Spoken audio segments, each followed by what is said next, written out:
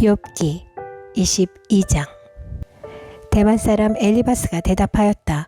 사람이 하나님께 무슨 유익을 끼쳐드릴 수 있느냐?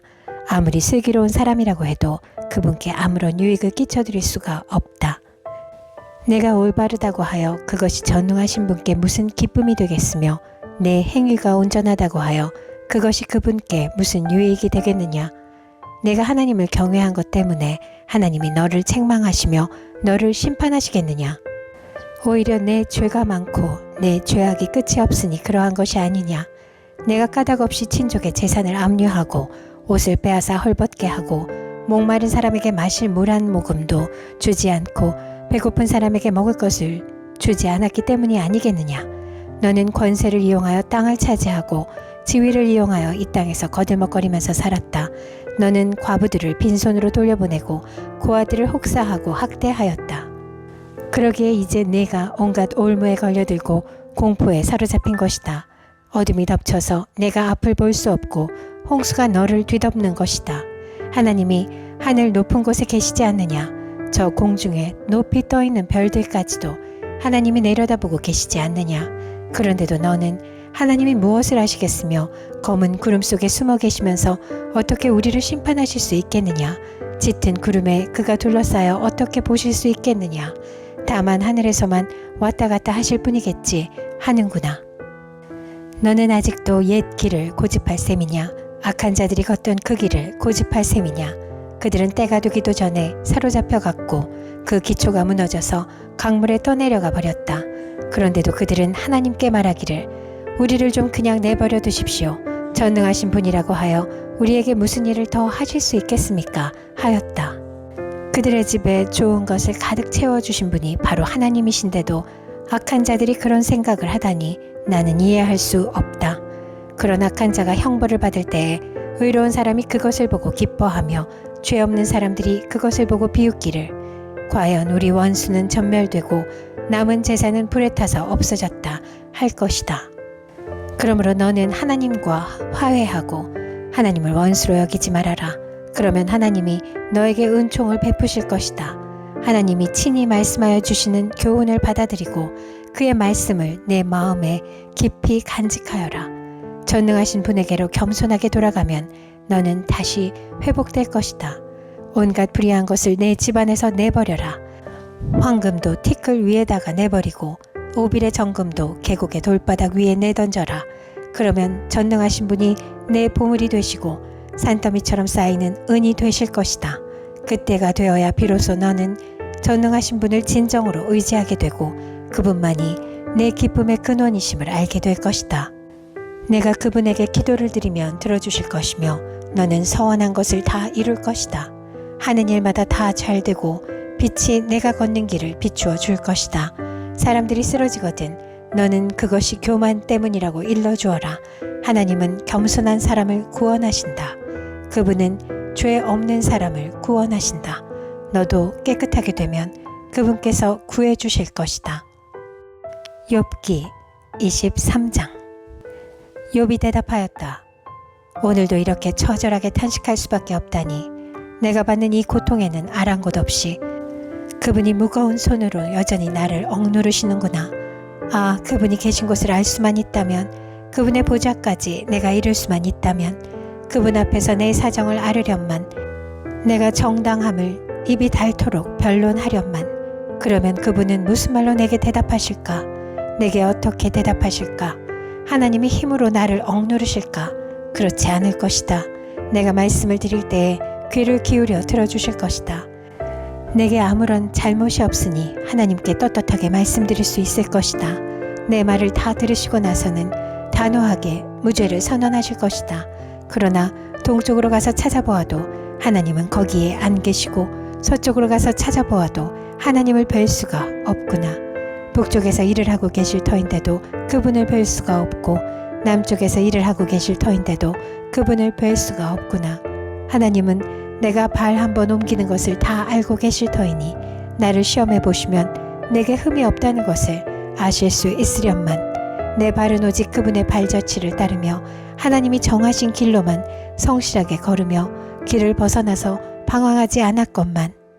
그분의 입술에서 나오는 계명을 어긴 일이 없고 그분의 입에서 나오는 말씀을 늘 마음속 깊이 간직하였건만 그러나 그분이 한번 뜻을 정하시면 누가 그것을 돌이킬 수 있으랴. 한번 하려고 하신 것은 반드시 이루고 마시는데 하나님이 가지고 계신 많은 계획 가운데 나를 두고 세우신 계획이 있으면 반드시 이루고야 마시겠기에 나는 그분 앞에서 떨리는구나. 이런 것을 생각할 때마다 그분이 두렵구나. 하나님이 내 용기를 꺾으셨기 때문이고 전능하신 분께서 나를 떨게 욥기 24장. 어찌하여 전능하신 분께서는 심판하실 때를 정하여 두지 않으셨을까? 어찌하여 그를 섬기는 사람들이 정당하게 판단받을 날을 정하지 않으셨을까?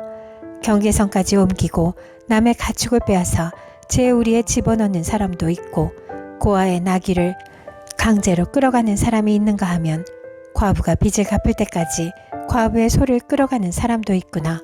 가난한 사람들이 권리를 빼앗기는가 하면 흙에 묻혀 사는 가련한 사람들이 학대를 견디다 못해 도망가서 숨기도 한다. 가난한 사람들은 들나귀처럼 메마른 곳으로 가서 일거리를 찾고 먹거리를 얻으려고 하지만 어린아이들에게 먹일 것을 찾을 곳은 빈들 뿐이구나. 가을 거디가 끝난 남의 밭에서 이삭이나 줍고 악한 자의 포도밭에서 남은 것이나 긁어 모은다. 잠자리에서도 덮을 것이 없으며 추위를 막아줄 이불 조각 하나도 없다. 산에서 쏟아지는 소낙비에 젖어도 비를 피할 곳이라고는 바위 밑밖에 없다. 아버지 없는 어린아이를 노예로 빼앗아 가는 자들도 있다. 가난한 사람이 빚을 못 갚는다고 자식을 빼앗아 가는 자들도 있다. 가난한 사람들은 입지도 못한 채로 헐벗고 다녀야 한다. 곡식단을 지고 나르지만 굶주림에 허덕여야 한다. 올리브로 기름을 짜고 포도로 포도주를 담가도 그들은 여전히 목말라 한다. 성읍 안에서 상처받은 사람들과 죽어가는 사람들이 소리를 질러도 하나님은 그들의 간구를 못 들은 채 하신다. 빛을 싫어하는 사람들이 있다. 그들은 빛이 밝혀주는 것을 알지 못하며 빛이 밝혀주는 길로 가지 않는다. 살인하는 자는 새벽에 일어나서 가난한 사람과 궁핍한 사람을 죽이고 밤에는 도둑질을 한다. 간음하는 자는 저물기를 바라며 사람들이 눈치채지 못할 것이라고 생각하며 얼굴을 가린다. 도둑들은 대낮에 털 집을 보아두었다가 어두워지면 벽을 뚫고 들어간다. 이런 자들은 하나같이 밝은 한낮에는 익숙하지 못한다. 그들은 한낮을 무서워하고 오히려 어둠 속에서 평안을 누린다. 악한 사람은 홍수에 떠내려간다. 그의 밭에는 하나님의 저주가 내리니 다시는 포도원에 갈 일이 없을 것이다. 날이 가물고 무더워지면 눈 녹은 물이 증발하는 것 같이 죄인들도 그렇게 수월로 사라질 것이다. 그러면 그를 낳은 어머니도 그를 잊고 구더기가 그를 달게 먹는다. 아무도 그를 다시 기억하지 않는다. 악은 결국 잘린 나무처럼 멸망하고 마는 것이다. 과부를 등쳐먹고 자식 없는 여인을 학대하니 어찌 이런 일이 안 일어나겠느냐. 하나님이 그분의 능력으로 강한 사람들을 휘어잡으시니 그가 한번 일어나시면 악인들은 생명을 건질 길이 없다. 하나님이 악한 자들에게 안정을 주셔서 그들을 평안하게 하여 주시는 듯 하지만 하나님은 그들의 행동을 낱낱이 살피신다.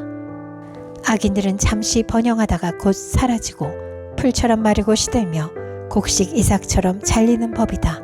내가 한 말을 부인할 사람이 누구냐?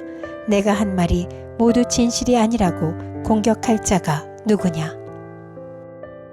욥기 25장. 수앗 사람 빌닷이 대답하였다.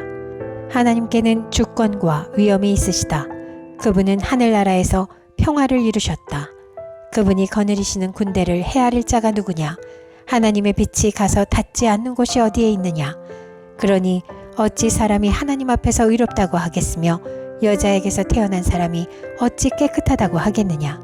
비록 달이라도 하나님에게는 밝은 것이 아니며 별들마저 하나님이 보시기에는 청명하지 못하거늘 하물며 구더기 같은 사람, 벌레 같은 인간이야 말할 나위가 있겠는가?